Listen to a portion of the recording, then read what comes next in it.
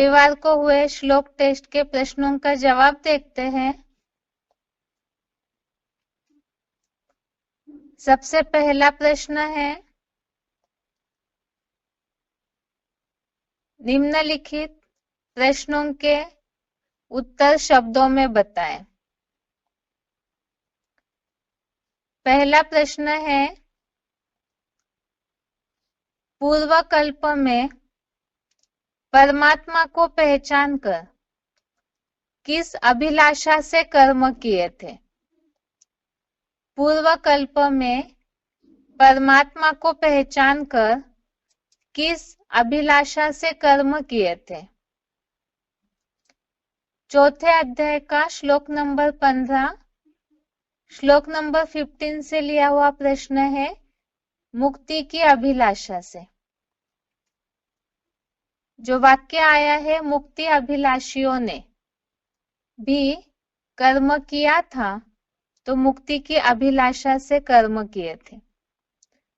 दूसरा प्रश्न है, कर्म की थ्योरी। कर्म की थ्योरी के बारे में कौन कौन चकरा जाते हैं? कर्म की थ्योरी के बारे में कौन कौन चकरा जाते हैं? चौथे अध्याय का 16वां श्लोक, श्लोक नंबर 16 से लिया हुआ प्रश्न है। उत्तर है, न्यायाधीश, ऋषि मुनि आदि और विद्वान। न्यायाधीश, ऋषि मुनि आदि और विद्वान लोग भी चकरा जाते हैं कर्म की थ्योरी के बारे में। तीसरा प्रश्न है, विकर्म किसे कहा है? विकर्म किसे कहा है? चौथे अध्याय का 17वां श्लोक, श्लोक नंबर 17, इसमें इसका प्रश्न का उत्तर है, श्रीमत विरुद्ध कर्म को विकर्म कहा जाता है। श्रीमत विरुद्ध कर्म को विकर्म कहा जाता है। 17 नंबर श्लोक में जो क्लैरिफिकेशन वाला अर्थ है, उसमें इसका उत्तर है विपरीत कर्म, और ब्रैकेट में लिखा है अर्थात श्रीमत विरुद्ध विकर्म। चौथा प्रश्न है, अकर्म किसे कहा है? अकर्म किसे कहा है? श्लोक नंबर 17, श्लोक नंबर 17 में ही इसका जवाब है, आत्म बिंदु की स्मृति में किया हुआ कर्म। आत्म बिंदु की स्मृति में किया हुआ कर्म अकर्म कहा जाता है। क्लैरिफिकेशन वाला जो अर्थ है श्लोक नंबर 17 का, उसमें इस बात का उत्तर है, आत्म बिंदु की स्मृति में रह अकर्म भी जानने योग्य है। पांचवा प्रश्न है, मनुष्यों में समझदार के लिए किनका मिसाल दिया है? मनुष्यों में समझदार के लिए किनका मिसाल दिया है? उत्तर है, प्रजापिता ब्रह्मपुत्र। श्लोक नंबर 18, अध्याय 4 का श्लोक नंबर 18, इसमें इसका उत्तर है, वह मनुष्यों में अवश्य ही समझदार प्रजापिता ब्रह्मपुत्र है। आगे का प्रश्न है, छठवा, पंडित लोग अपने कर्मों को कैसे जलाते हैं? पंडित लोग अपने कर्मों को कैसे जलाते हैं? उत्तर है, ज्ञानाग्नि से। उत्तर है, ज्ञानाग्नि से। चौथे अध्याय का 19वां श्लोक, श्लोक नंबर 19, इसमें इसका उल्लेख है कि सब कार्य हिंसा युक्त जिसके सब कार्य काम विकार के संकल्प से रहित है, उसको बुद्धिमान लोग ज्ञानाग्नि से कर्म जलाने वाला पंडित कहते हैं।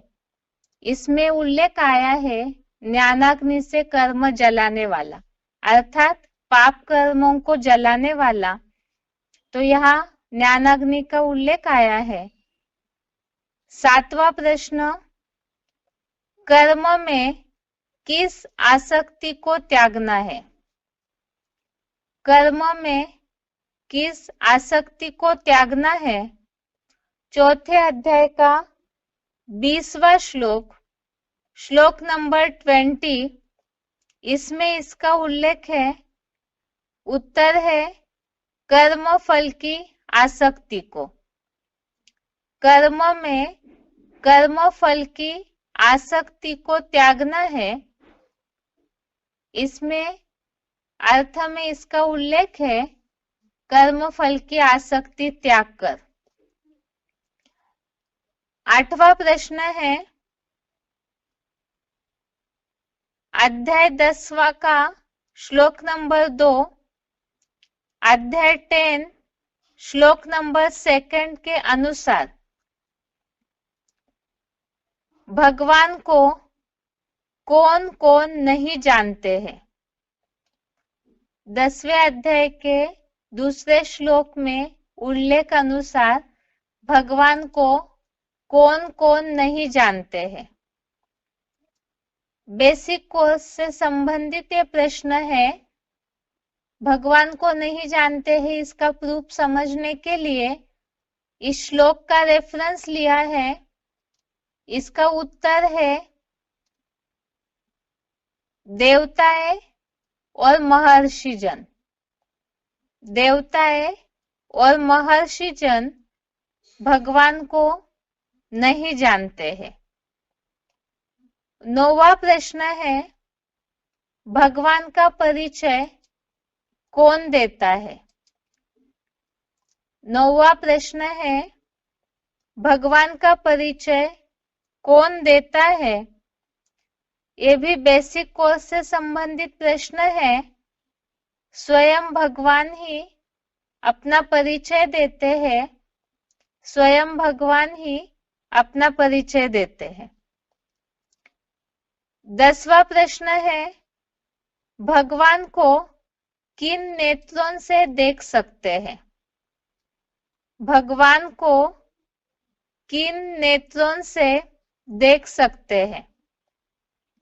उत्तर है दिव्य चक्षु ज्ञान के नेत्र।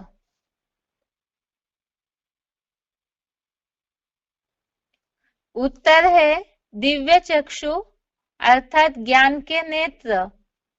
बेसिक कोर्स से संबंधित प्रश्न है जिसमें 11वें अध्याय का 8वां श्लोक, अध्याय 11 का श्लोक नंबर 8, इसमें इस बात का उल्लेख आया हुआ है भगवान को ज्ञान नेत्र या दिव्य चक्षु से देखा जा सकता है। अगला प्रश्न है ग्रुप बी का, निम्नलिखित प्रश्नों के उत्तर 1-2 वाक्यों में बताएं। निम्नलिखित प्रश्नों के उत्तर 1-2 वाक्यों में बताएं। पहला प्रश्न, पंडित किन्हें कहा जाता है? पंडित किन्हें कहा जाता है? उत्तर, जिस व्यक्ति के सब कार्य काम विकार के संकल्प से रहित है, उसको बुद्धिमान लोग ज्ञानाग्नि से पाप कर्मों को जलाने वाला पंडित कहते हैं। चौथे अध्याय का 19वां श्लोक, श्लोक नंबर 19 में इसका उत्तर है पंडित किन्हें कहा जाता है?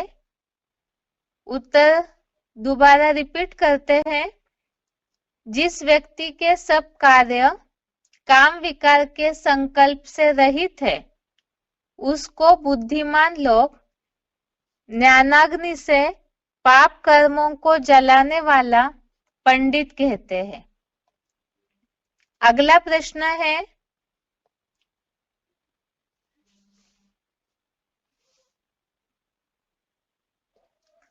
दूसरा प्रश्न, संपूर्ण कर्म करने वाला योगी किन्हें कहेंगे? संपूर्ण कर्म करने वाला योगी किन्हें कहेंगे? उत्तर, जो व्यक्ति आत्मस्मृति से कर्म में अकर्म को देखता है। जो व्यक्ति आत्मस्मृति से कर्म में अकर्म को देखता है और जो कर्म त्याग में सदा संकल्प शून्य रहते हुए और जो कर्म त्याग में सदा संकल्प शून्य रहते हुए मनसा से कर्म देखता है, वह योगी सर्व संकल्प सन्यासी जैसा संपूर्ण कर्म करने वाला कहा जाता है। चौथे अध्याय का 18वां श्लोक, श्लोक नंबर 18, इसमें इस प्रश्न का जवाब है, संपूर्ण कर्म करने वाला योगी किन्हें कहेंगे? तो इसका उत्तर, इसके भावार्थ ही इसका उत्तर है कि जो व्यक्ति आत्मस्मृति से कर्म में अकर्म को देखता है और जो कर्म त्याग में सदा संकल्प शून्य रहते हुए मनसा से कर्म देखता है, वह योगी सर्व संकल्प सन्यासी जैसा संपूर्ण कर्म करने वाला कहा जाता है। अर्थात सब कुछ करते हुए भी संकल्पों से जिसने सब कुछ त्यागा है, संकल्पों से त्याग किया है, वही संपूर्ण कर्म करने वाला है। तीसरा प्रश्न है, किन गुणों को अपनाने पर सहज योगी कर्म करते हुए भी कुछ नहीं करता, ऐसे कहेंगे? तीसरा प्रश्न, किन गुणों को अपनाने पर सहज योगी कर्म करते हुए भी कुछ नहीं करता, ऐसे कहेंगे? उत्तर है,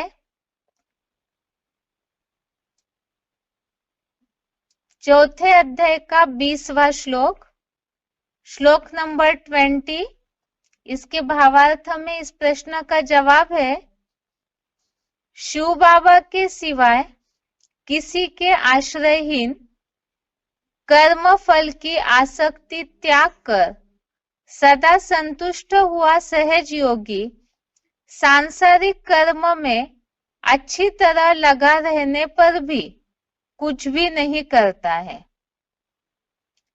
उत्तर दोबारा, शिव बाबा के सिवाय किसी के आश्रयहीन कर्म फल की आसक्ति त्याग कर सदा संतुष्ट हुआ सहज योगी सांसारिक कर्म करने पर, सांसारिक कर्म में अच्छी तरह लगा रहने पर भी कुछ भी नहीं करता है।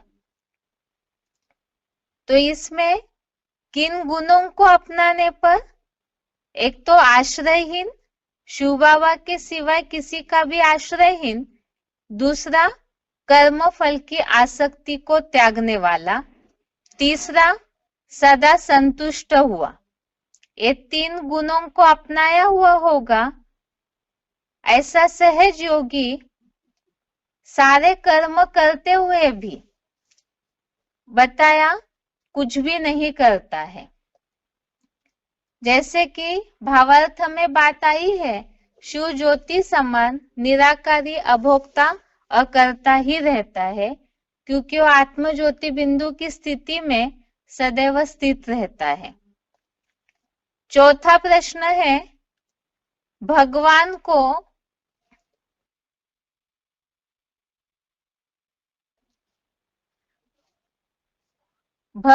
को कोई भी नहीं जानते हैं, गीता के उल्लेख अनुसार बताएं। भगवान को कोई भी नहीं जानते हैं, गीता के उल्लेख अनुसार बताएं। इसका उत्तर है 7वें अध्याय का 26 नंबर श्लोक, अध्याय 7 श्लोक नंबर 26 अनुसार प्राणियों के भूत, वर्तमान, भविष्य को भगवान ही जानते हैं, परंतु भगवान को कोई नहीं जानते हैं।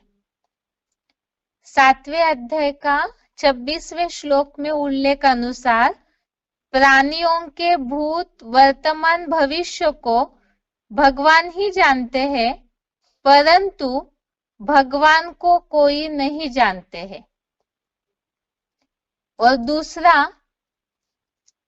10वें अध्याय का दूसरा श्लोक, अध्याय 10 का श्लोक नंबर 2 अनुसार देवताएं और महर्षियों ने भी भगवान को नहीं जाना है। देवताएं और महर्षियों ने भी भगवान को नहीं जाना है।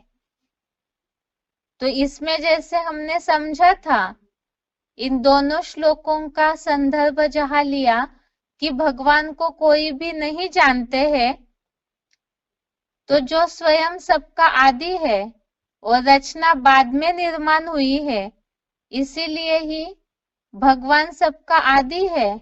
तो भगवान शुरुआत होने के कारण उनकी रचना उनको यथार्थ रीति से नहीं जान पाती है। तो इसीलिए ऋषि मुनि, देवगण अर्थात महर्षि, ये भी भगवान को यथार्थ रीति से नहीं जानते हैं। और तीनों कालों के ज्ञाता त्रिकालदर्शी भगवान ही है, क्योंकि सबका आदि शुरुआत वही है। इसीलिए भी भगवान को कोई यथार्थ रीति नहीं जानते हैं। अगला प्रश्न है, भगवान स्वयं अपना परिचय देते हैं क्यों? भगवान स्वयं अपना परिचय देते हैं क्यों? उत्तर है क्योंकि ये भी बेसिक कोर्स से संबंधित ही प्रश्न है। उत्तर है क्योंकि भगवान को कोई नहीं जानते हैं और भगवान स्वयं ही अपने मुकर्रर रथ अर्जुन सो आदम रथ द्वारा अपनी आत्मा के स्वरूप को जानते हैं। भगवान को कोई भी नहीं जानते हैं और भगवान स्वयं ही अपने द्वारा अपने आत्मा के स्वरूप को जानते हैं। इस श्लोक में आया हुआ उल्लेख है। इस हिसाब से भगवान स्वयं ही आकर के अपना परिचय देते हैं। जैसे अभी पहले ही रेफरेंस लिया कि भगवान को कोई भी नहीं जानते हैं, त्रिकालदर्शी भी भगवान ही है और देवताएं महर्षि जन भी भगवान को नहीं जानते हैं। इसीलिए ही भगवान स्वयं ही अपना परिचय देते हैं। अगला 6वां प्रश्न है, भगवान के संपूर्ण परिचय में किन बातों की जानकारी आती है? बेसिक कोर्स से संबंधित यह प्रश्न है, जहां भगवान का परिचय हम सभी को समझाते हैं। तो भक्ति मार्गीय लोग तो भगवान का परिचय बताते समय कहीं कुछ बताते हैं, क्योंकि अधूरी जानकारी है। इसी से संबंधित बेसिक कोर्स में आईडी प्रूफ का उदाहरण लिया था कि संपूर्ण परिचय में सारी बातों की जानकारी होनी चाहिए। तो यहाँ भी भगवान के संपूर्ण परिचय में किन बातों की जानकारी आती है? इसका उत्तर है भगवान का नाम, रूप, देश, काल, गुण और कर्तव्य। भगवान के संपूर्ण परिचय में किन बातों की जानकारी आती है? इसका उत्तर है भगवान का नाम, रूप, देश, काल, गुण और कर्तव्य।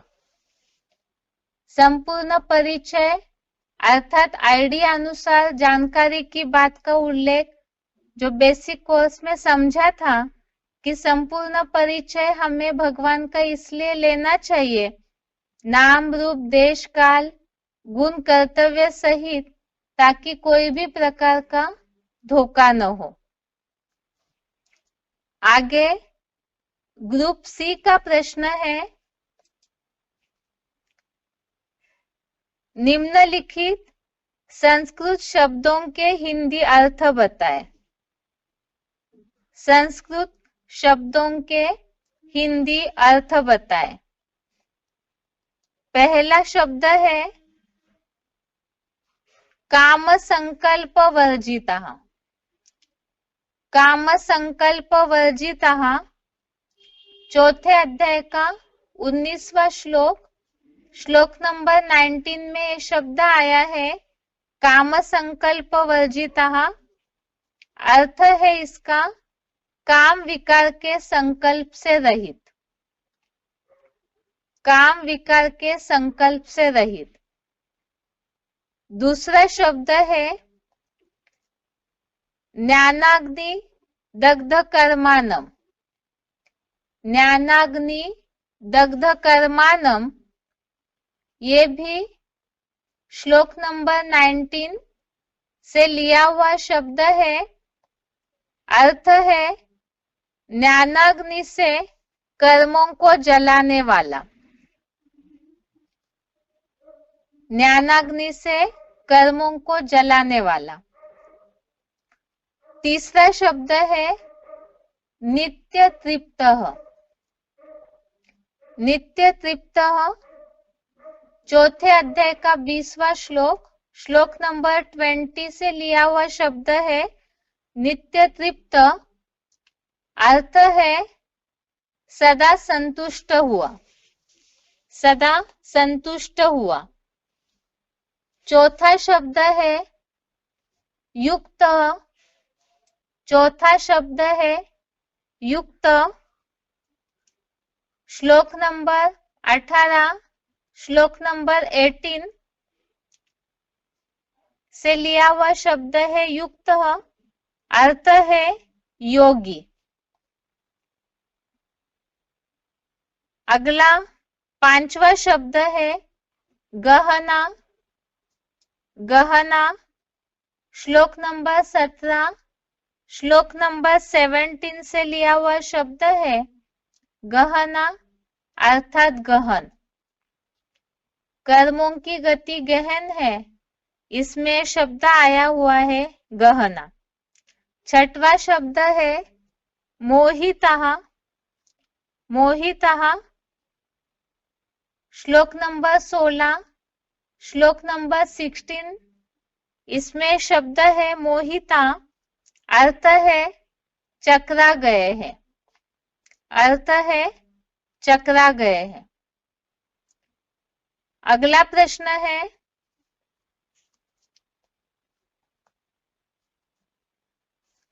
ग्रुप डी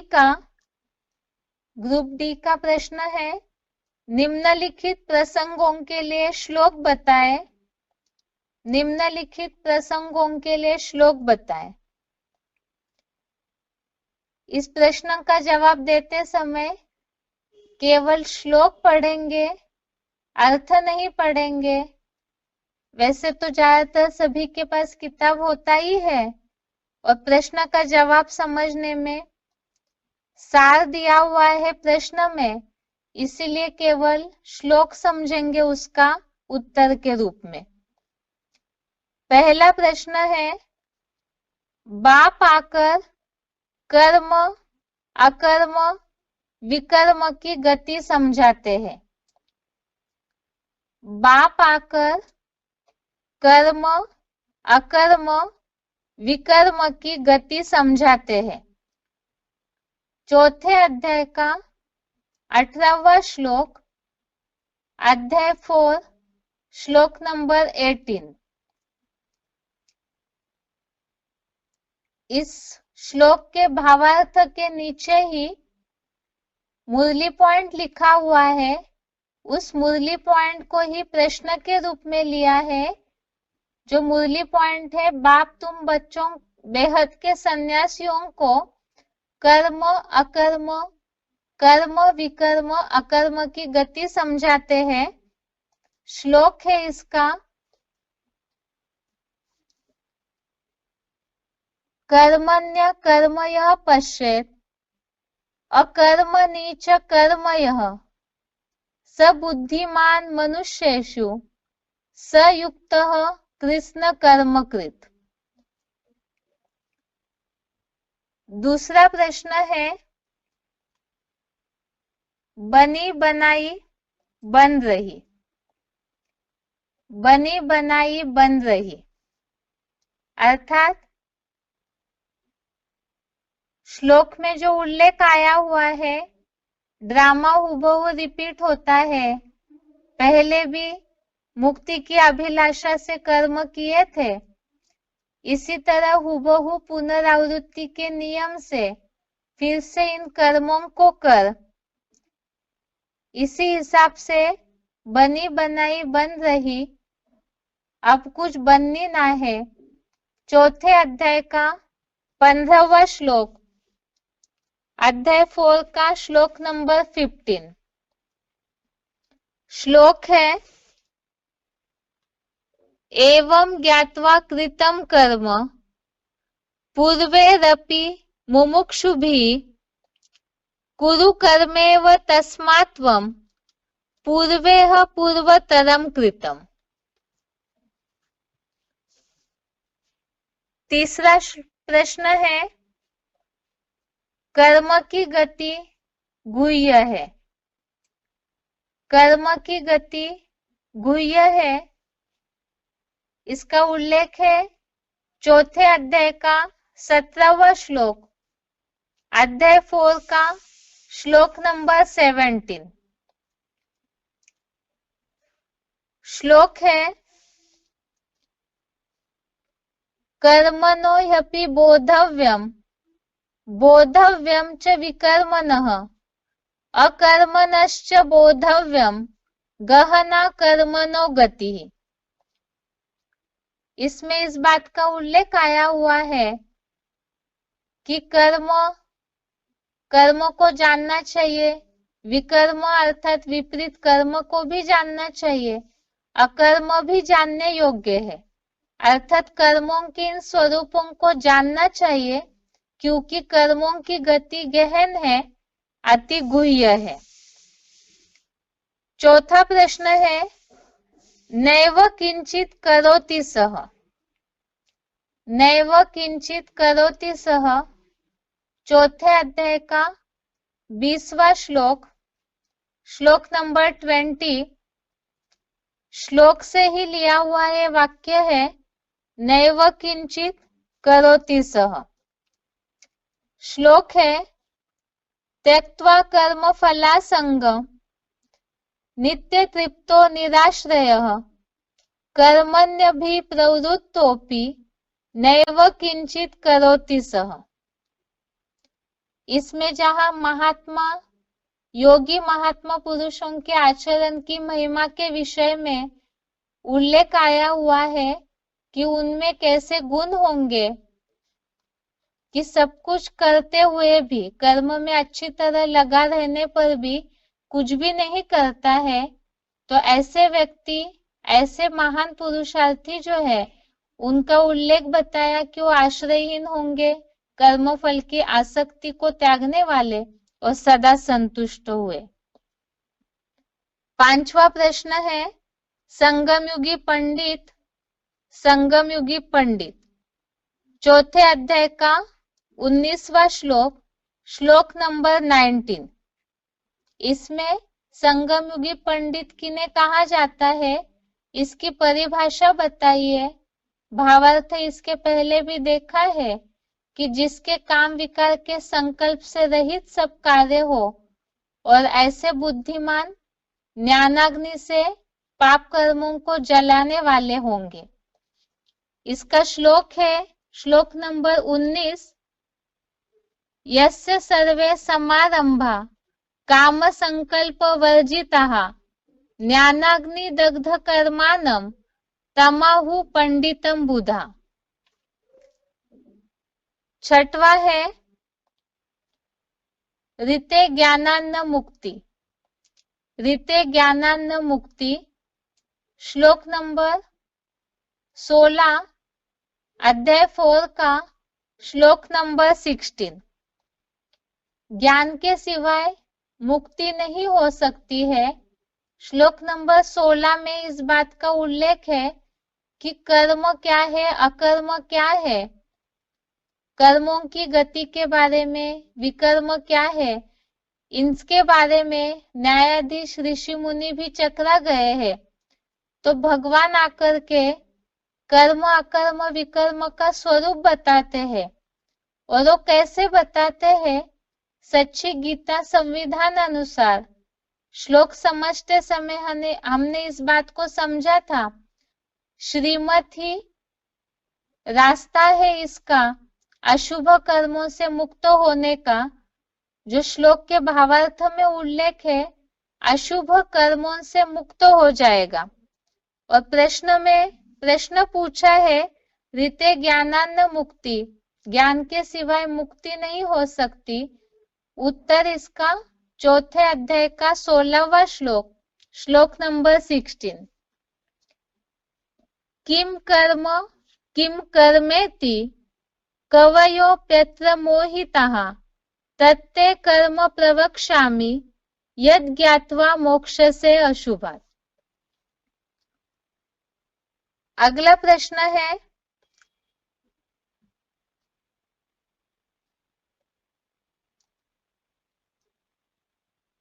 इस हफ्ते के श्लोक अनुसार कर्म के प्रकार और उन्हें क्यों जानना चाहिए, इसे स्पष्ट करें। इस हफ्ते के श्लोक अनुसार कर्म के प्रकार और उन्हें क्यों जानना चाहिए, इसे स्पष्ट करें। उत्तर है पहला तो कर्म के प्रकार। इस हफ्ते श्लोक नंबर 15 से लेकर के 18 तक के श्लोकों में सारा ही कर्म की थ्योरी के बारे में उल्लेख आया हुआ है। तो ये चारों श्लोकों का सार ही यह संक्षेप वाला प्रश्न है। तो उत्तर भी चारों श्लोकों का भावार्थ को मिला करके ही संक्षेप में उत्तर दिया हुआ है। पहला, कर्म के प्रकार, कर्म, अकर्म और विकर्म। और इन कर्मों के प्रकार को, तीनों को इसलिए जानना चाहिए क्योंकि कर्मों की गति अति गहन है। कर्म क्या है, अकर्म क्या है, इस विषय में विद्वान लोग भी चकरा गए हैं। और भगवान के द्वारा इसको जानने से हम अशुभ से मुक्त हो जाएंगे। उत्तर दोबारा, कर्म के प्रकार, कर्म, अकर्म और विकर्म। और इन तीनों को इसलिए जानना चाहिए क्योंकि कर्मों की गति अति गहन है। कर्म क्या है, अकर्म क्या है, इस विषय में विद्वान लोग भी चकरा गए हैं। भगवान के द्वारा इसको जानने से हम अशुभ कर्मों से मुक्त हो जाएंगे। इस तरह से इस हफ्ते के श्लोक टेस्ट का जवाब हो गया। अभी आगे आज का श्लोक।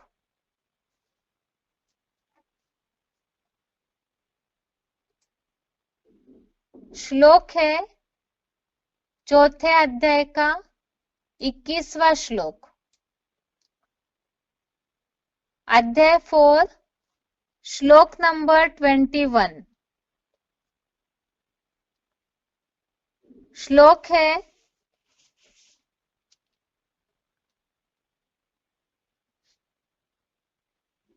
निराशीर यत चित्तात्मा त्यक्त सर्व परिग्रह शारीरम केवलम कर्म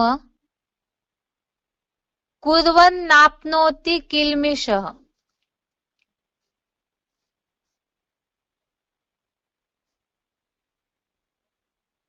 श्लोक दोबारा। निराशीर यत चित्तात्मा त्यक्त सर्व परिग्रह शारीरम केवलम कर्म कुर्वन्नाप्नोति किल्बिषम्। श्लोक का संधि विच्छेद है निराशी यत चित्तात्मा त्यक्त सर्व परिग्रह शारीरम केवलम कर्म कुर्वन् न आपनोति किल्बिषम्। संधि विच्छेद दोबारा। निराशी यत चित्तात्मा त्यक्त सर्व परिग्रह शारीरम केवलम कर्म कुर्वन् न आपनोति किल्बिषम्। शब्दों का अर्थ है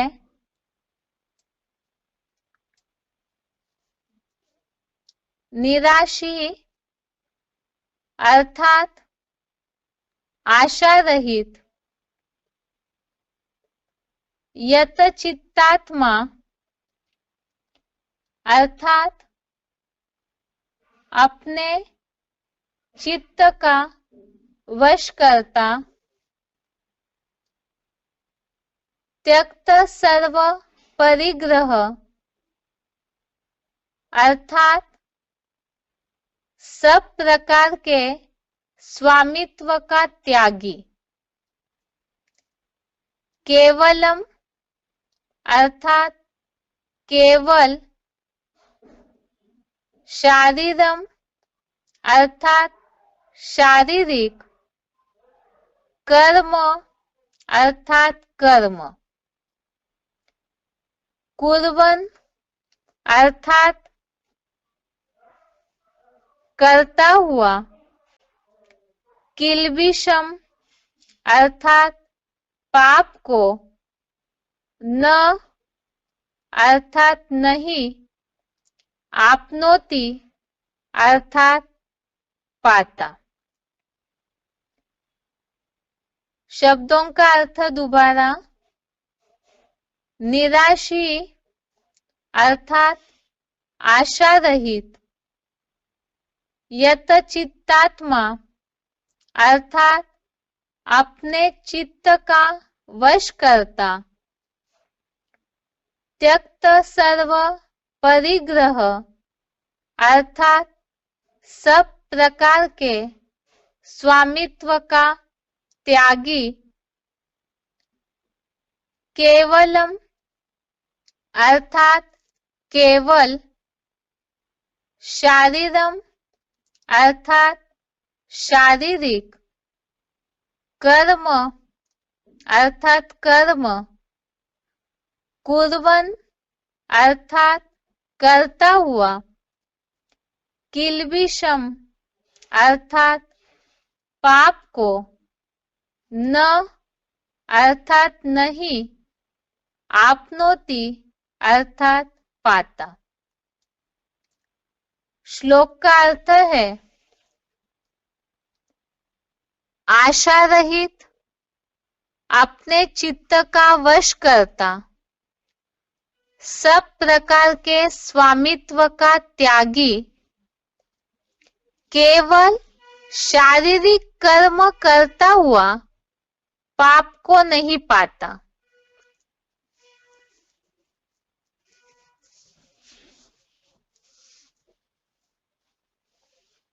श्लोक का टॉपिक एक अलग शुरू हुआ है, जिसमें 2 श्लोक हम पहले देख चुके हैं।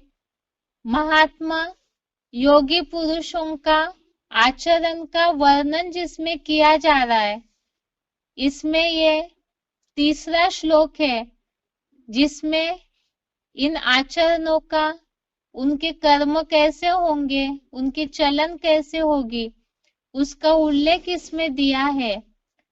आज के श्लोक में अगले गुण आए हैं। पहला तो आशा रहित, दूसरा चित्त का वश करता, तीसरा सब प्रकार के स्वामित्व का त्यागी, और चौथी बात बताई कि केवल शारीरिक कर्म करता हुआ पाप को नहीं पाता।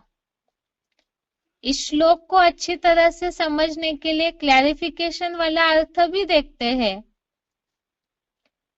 सांसारिक आशा रहित, आशाओं से रहित अर्थात सांसारिक आशा रहित, अपने मन बुद्धि रूप चित्त का वश करता, एकाग्र भावेन तन धन धाम से सब प्रकार के स्वामित्व का त्यागी, मुझ अभोक्ता शिव ज्योति समान सदा निराकारी आत्मलोकवासी बन, सांसारिक इच्छा मात्रम अविद्या होकर केवल विष्णु लोकीय पुरुषार्थ निर्वहनार्थ अनिवार्य शारीरिक कर्म करता हुआ पाप को नहीं पाता, पतित देह और दुनिया में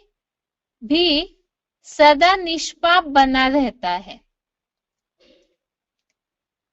तो इसमें खास उल्लेख आया है सांसारिक आशाओं से रहित। सांसारिक आशाओं से रहित अर्थात इस दुनिया में तो देह का दुम्ब जहां है, देहभान जहां है, तो वहां ढेरों आशाएं लगी रहती है। इसलिए ऊपर तो पहले ही उल्लेख आया है आत्मज्योति बिंदु की स्थिति में स्थित रहने वाला। तो सांसारिक आशाओं से रहित अर्थात कोई भी आशाएं नहीं होगी संसार से कोई प्राप्ति हो या सांसारिक जो भी आशाएं है जो देह से जुड़ी हुई होती है उन आशाओं से रहित होगा, अर्थात तो आशाएं जिसकी नष्ट हुई है, अपने मन बुद्धि रूप चित्त का वश करता। तो मन बुद्धि की चित्त का वश करता, मन के बारे में तो बहुत सारे श्लोकों में पहले भी समझा है कि मन तो घोड़ा है और घोड़े के लिए मुरलियों में शिव बाबा ने बोला है वो तो जानवर है, तो ऐसे कंट्रोल में नहीं आता है। उसके बारे में बहुत से श्लोकों में उल्लेख देखा है कि किस तरह वो बरबस पुरुषार्थियों को, ज्ञानियों को भी बहा करके ले जाता है। लेकिन जो महान ऐसे जो योगी पुरुष होंगे उनके आचरण के ये गुणधर्म, ये विशेषता बताई कि मन बुद्धि रूप चित्त वश करता होगा, अर्थात कंट्रोल में होगा। वश करता अर्थात वश में किया हुआ, अर्थात मन बुद्धि जिनकी कंट्रोल में होगी। और तीसरा बताया है एकाग्र भावेन तन धन धाम से सब प्रकार के स्वामित्व का त्यागी। तन अर्थात सब जानते हैं इस बात को, शरीर, धन अर्थात धन संपत्ति, और धाम, तो इन सब बातों में देह से जुड़ी हुई ये सारी चीजें है, तन धन धाम, अर्थात देह से जुड़ी हुई जो भी चीजें हैं उन सब प्रकार के स्वामित्व का त्यागी।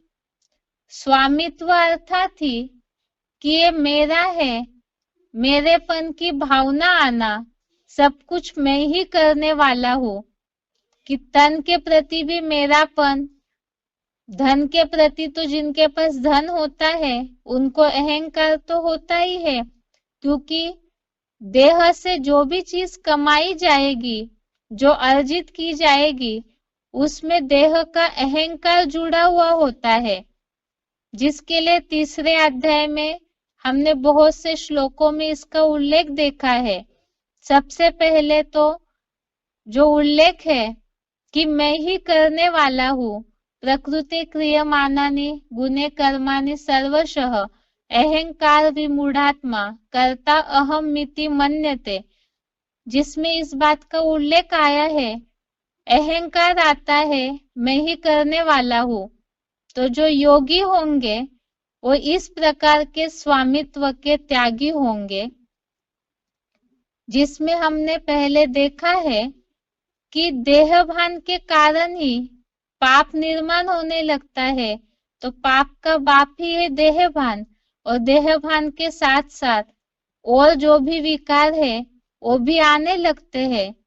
और महान जो योगी पुरुष है उनके लिए इस बात के लिए बताया, एकाग्र भाव से, जहां एक शिव बाबा में बुद्धि लगी हुई होगी, जिनकी एक के अग्र जिनकी बुद्धि लगी हुई होगी, तो ऐसे महान योगी तन धन धाम सब प्रकार के त्यागी होंगे।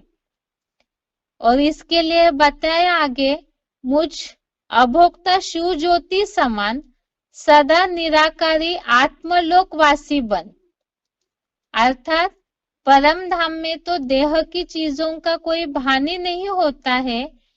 तो ऐसे इस संसार की सभी आशाओं से रहित होंगे, चित्त के वशकर्ता होंगे, बिल्कुल आत्म ज्योति बिंदु में स्थिति जिनकी बनी हुई होंगी, एकाग्र होंगे। तो ऐसी एकाग्र हुई आत्माएं, उनके लिए बताया कि वो शिव ज्योति समान निराकारी आत्मलोकवासी अर्थात परम धाम वासी स्थिति में स्थित होंगे, और इच्छा मात्रम अविद्या होकर केवल विष्णु लोकीय पुरुषार्थ निर्वहनार्थ अनिवार्य शारीरिक कर्म करता हुआ पाप को नहीं पाता। इसमें भी तीसरे अध्याय में जैसे उल्लेख आया हुआ है कि सन्यासियों की तरह या हठ योगियों की तरह सब कुछ छोड़ने की बात नहीं है। तीसरे अध्याय में जहां भगवान ने अर्जुन को इस बात को स्पष्ट समझाया है कि जो अनिवार्य कर्म है शरीर के लिए, शरीर चलाने के लिए जो अनिवार्य कर्म है वो तो करता ही है, लेकिन शरीर को चलाने में उनका देहभान अटका हुआ नहीं होगा। तो ऐसी स्थिति जो आगे उल्लेख पहले ही बताया, आत्मलोकवासी होंगे, आत्म ज्योति बिंदु में जिनकी बुद्धि एकाग्र होगी। इसके पहले के श्लोक में भी उल्लेख आया है 20वें श्लोक में, नैव किंचित करोति सह, अर्थात सांसारिक, ऐसा जो सहज योगी है सांसारिक कर्मों में अच्छी तरह लगा रहने पर भी कुछ भी नहीं करता है, तो ये स्थिति तब होगी जब आत्मलोकवासी होते हैं। और ऐसे कर्म करते हुए भी, शरीर से जो भी सहज कर्म करते हुए भी, खाते पीते उठते बैठते आत्म ज्योति बिंदु में उनकी स्थिति है, तो इसीलिए वो पाप को नहीं पाता। जिसके लिए आगे बताया, पतित देह और पतित दुनिया में भी सदा निष्पाप बना रहता है, क्योंकि उनके कर्मों का उद्देश्य जो विष्णु लोकीय, विष्णु लोक वैकुंठ लोक जो स्थापन होने वाला है, केवल उसके लिए ही। तीसरे अध्याय में इन बातों का उल्लेख आया है। ज्ञानी जो है अनासक्त होकर संसार संगठन की इच्छा से, अर्थात विश्व नवनिर्माण का जो कार्य है, जो जिस उद्देश्य से भगवान इस सृष्टि पर आते हैं, विश्व का नवनिर्माण करने, पुरानी दुनिया का विनाश करने, तो ऐसा ही उद्देश्य जिनके पुरुषार्थी जीवन का लक्ष्य होता है, तो ऐसों के लिए बताया कि वो पाप को नहीं पाता है, अर्थात स्वार्थ नहीं होगा। देहभान है तो उसके साथ स्वार्थ जुड़ा है, स्वार्थ जुड़ा है तो आशाएं आकांक्षाएं जुड़ जाती है, इच्छाएं जुड़ जाती है, और इच्छाएं जहां जुड़ी वहां मन बुद्धि भटकने लगती है। इसीलिए ही सार इस श्लोक का बताया कि केवल विष्णु लोकीय पुरुषार्थ निर्वहनार्थ अनिवार्य जो कर्म है वो करता है तो ऐसा पाप को नहीं पाता। इस श्लोक को अच्छी तरह से समझने के लिए रेफरेंस में श्लोक दिया हुआ है, 18वें अध्याय का 47वां श्लोक, अध्याय 18 का श्लोक नंबर 47, जिसमें सबसे पहली बात आत्मिक स्थिति का उल्लेख इस श्लोक में आया हुआ है। श्रेयान स्वधर्म विगुणः परधर्मात् स्वनुष्ठितात्। तो देह का जो धर्म है, परधर्म है, वो भयावह है, जिसके लिए इस श्लोक में इस बात का उल्लेख आया है खास, कुर्वन् नाप्नोति किल्बिषम्। आज के श्लोक में भी इसका उल्लेख है, कुर्वन् नाप्नोति किल्बिषम्, पाप को नहीं पाता है, पाप का भागी नहीं बनता है। वो कब नहीं बनता है? तो इसका उत्तर इसमें है, जड़ प्रकृति के देहभान वाले विरुद्ध गुण से आत्मधर्म सुख से पालने के कारण श्रेष्ठ है। तो आत्मिक स्थिति का जो अभ्यास करते हैं, आत्मिक स्थिति में ही जो स्थित रहते हैं, तो वो अभ्यास सुखकर है। और ऐसे अभ्यासी जो है उनके लिए बताया कि वो स्वभाव से नियत किए हुए कर्म करता हुआ भी पाप का भागी नहीं बनता है। और आगे रेफरेंस श्लोक देखते हैं। अब ऐसी जो आत्मिक स्थिति में जो स्थित है, जिसको देह का बिल्कुल भान नहीं है, उससे संबंधित 18वें अध्याय का 17वां श्लोक, अध्याय 18 का श्लोक नंबर 17, पाप का भागी कब नहीं बनता है? सारा कर्म करने पर भी, कर्म में अच्छी तरह लगा रहने पर भी पाप का भागी नहीं बनता है। तो ऐसे भी कोई है कर्ता जिनका उल्लेख इस श्लोक में है, 18वें अध्याय का 17 नंबर श्लोक, जिसका अहंकार भाव नहीं है, अर्थात मैंने किया है ये भाव नहीं है। आज के श्लोक में जो उल्लेख आया, सब प्रकार के स्वामित्व का त्यागी। दूसरा, जिसकी बुद्धि एक प्रभु के सिवाय कहीं भी संसार में लिप्त नहीं होती, वह इन नास्तिक लोगों को मार कर भी नहीं मारता और न बंधायमान होता है। कर्म का बंधन जहां आएगा तो वहां पाप बनता है।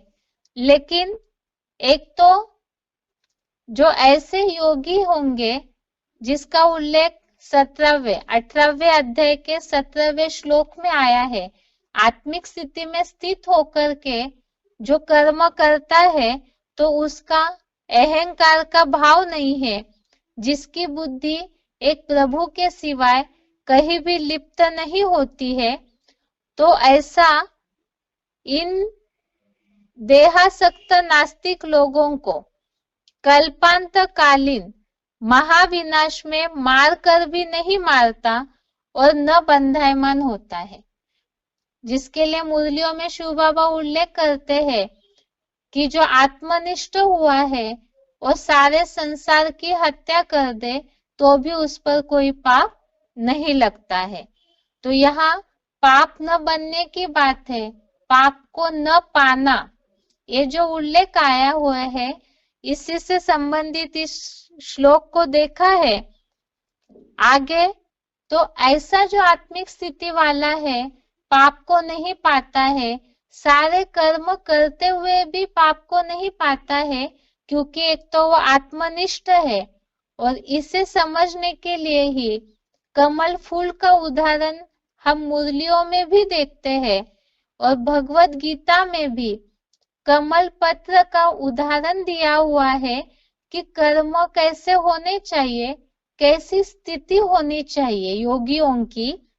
5वें अध्याय का 10वां श्लोक, अध्याय 5 श्लोक नंबर 10, इसमें इस बात का उल्लेख आया हुआ है, परम ब्रह्म आश्रयी आसक्ति त्याग कर कर्म करता है, वह मलिन पानी से कमल पत्र की तरह पाप से लिप्त नहीं होता। अर्थात पाप में बंधता नहीं है, पाप का उसके ऊपर लेप नहीं चढ़ता है। तो ऐसी स्थिति कब होगी? जो परम ब्रह्म का आश्रयी होगा और दूसरा आसक्ति को त्यागने वाला होगा। आज के श्लोक में उल्लेख आया है सांसारिक आशाओं से रहित, और साथ में एकाग्र भाव बताया हुआ है, और यहाँ श्लोक में उल्लेख है परम ब्रह्म का आश्रय।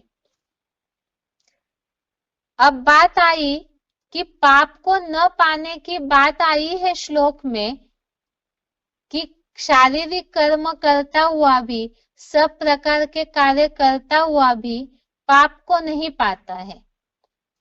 फिर प्रश्न है कि आखिर पाप कैसे बनता है? यहाँ तो आत्मिक स्थिति वाले पाप को नहीं पाते हैं, इसका उल्लेख आज के श्लोक में आया है। तो पाप बनने का कारण, पाप या कर्म का बंधन कब बनता है, इससे हमने 3रे अध्याय में अच्छी तरह से समझा है, जिसे फिर से आज रेफरेंस के श्लोक में देखते हैं। 3रे अध्याय का 37वां श्लोक, अध्याय 3 का श्लोक नंबर 37, इसमें इस बात का उल्लेख है, जहां अर्जुन ने भगवान से पूछा था कि किसकी प्रेरणा से यह पुरुष पाप करता है। तो भगवान ने इसका उत्तर दिया है, रजोगुण से पैदा यह डकैतों का मुखिया, काम विकार और क्रोधी, बहुत भोगी, बहुत पापी है, और संसार में, इस संसार में इसको वैरी समझ। तो पाप का बाप देहभान है, अर्थात रजोगुण जब से आया, द्वापर युग जब से आया, तब से देहभान बढ़ा, और देहभान बढ़ने के कारण विकार आए, काम क्रोध की शुरुआत हुई, अन्य विकारों की शुरुआत हुई, और तब से ही पाप बढ़ने लगा। इसीलिए ही इसके विपरीत ही देह का धर्म जो है वो खतरनाक है, भयावह है, और आत्मिक स्थिति जो है वो स्वस्थिति, वो सबसे सुखकर है।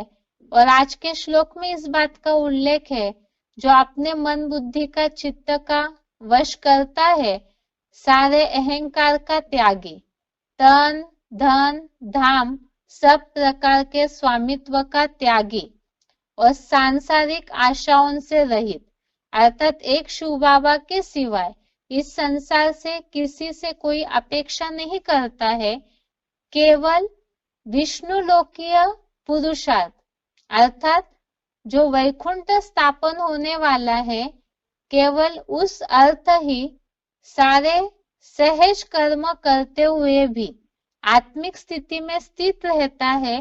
तो ऐसा पाप को नहीं पाता है, इस पतित देह की दुनिया में रहते हुए भी सदा निष्पाप बना रहता है। और उसके लिए खास बताया कि वह शिव ज्योति के समान सदा निराकारी आत्मलोकवासी होगा। गीता ज्ञान तो सबसे पहले जो अव्वल नंबर हीरो पाठधारी है उनके लिए ही लागू होता है। वो सैंपल है सब पुरुषार्थियों के लिए।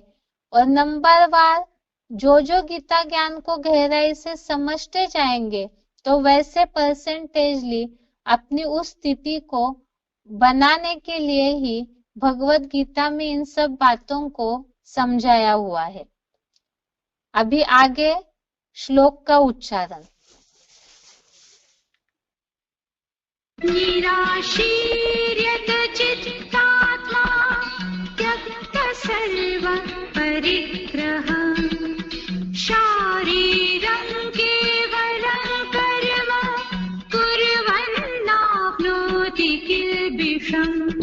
सांसारिक आशारहित अपने मन बुद्धि रूप चित्त का वश करता एकाग्र भावेन तन धन धाम से सब प्रकार के स्वामित्व का त्यागी मुझ शिव ज्योति अभोक्ता समान सदा निराकारी परमधाम वासी बन सांसारिक इच्छा मात्रम अविद्या होकर केवल विष्णु लोकीय पुरुषार्थ निर्वहनार्थ अनिवार्य शारीरिक कर्म करता हुआ पाप को नहीं पाता, पतित देह और दुनिया में भी सदा निष्पाप निष्कलंक है। निराशीर्यत चित्तात्मा त्यक्त सर्व परिग्रह शारीरं केवलं कर्म कुर्वन्नाप्नोति किल्बिषम्। सांसारिक आशारहित अपने मन बुद्धि रूप चित्त का वश करता एकाग्र भावेन तन धन धाम से सब प्रकार के स्वामित्व का त्यागी मुझ शिव ज्योति अभोक्ता समान सदा निराकारी परमधाम वासी बन सांसारिक इच्छा मात्रम अविद्या होकर केवल विष्णु लोकीय पुरुषार्थ निर्वहनार्थ अनिवार्य शारीरिक कर्म करता हुआ पाप को नहीं पाता, पतित देह और दुनिया में भी सदा निष्पाप निष्कलंक है।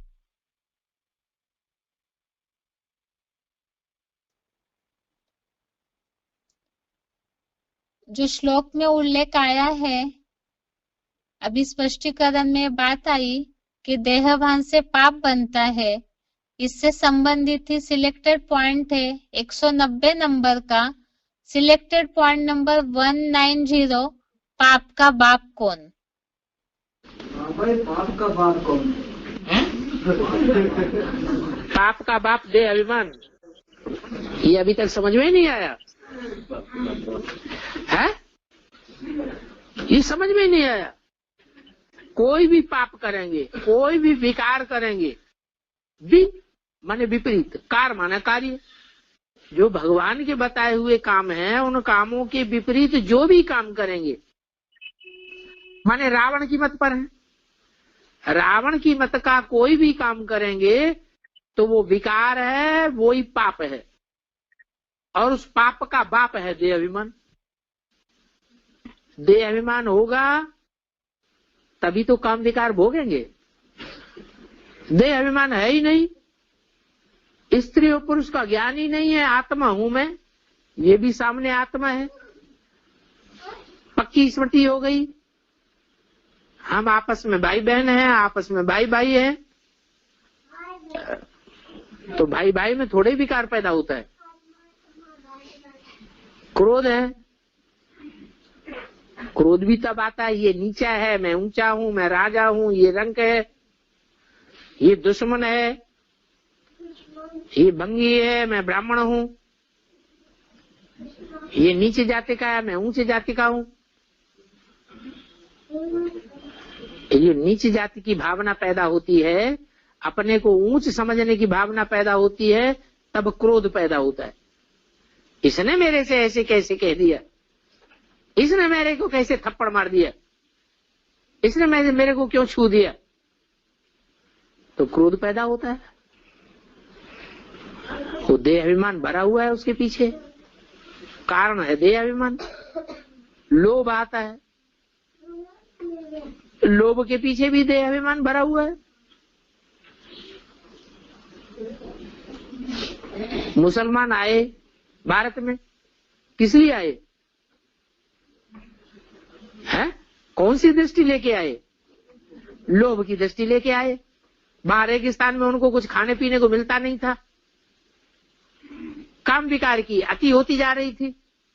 काम विकार को भोगने के लिए ऐशो आराम की चीजें चाहिए, कैसे पूर्ति करें? मजबूर हो गए वो भारत के ऊपर आक्रमण करने के लिए। लोभ ने सत्यानाश कर दिया। मोह, मेरा लल्ला मेरे पेट से पैदा हुआ, ये मेरे से पेट से पैदा हुआ है, इसको तूने क्यों मारा? इसको गाली क्यों दी? मेरा लल्ला तो बहुत अच्छा है। अब समझ में आया? अब तू बड़ा होगा तब लल्ला होगा। तू तो इतना बड़ा होने ही वाला नहीं है जो लल्ला होगा, है?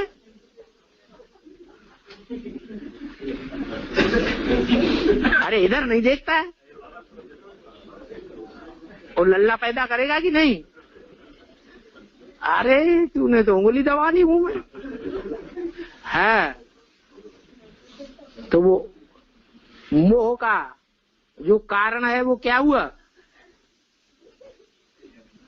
देह अभिमान, मेरी देह से पैदा हुआ लल्ला। ऐसे ही अहंकार। पांचों विकार क्या, जो भी छठा विकार भी हो, सातवां भी हो, सभी विकारों का मूल है देह अभिमान। इसलिए रावण के सर के ऊपर गदा दिखाते हैं। वो देह अभिमान को मार दो तो पापों के बाप को ही खत्म कर दिया।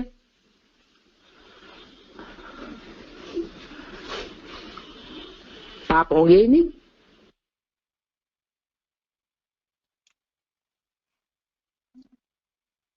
इस तरह यहाँ पाप को न पाने की बात के लिए जो उल्लेख आया, तो देह भान को ही खत्म करेंगे तो उसके पीछे जो भी बातें निर्माण होती है वो भी खत्म हो जाएगी।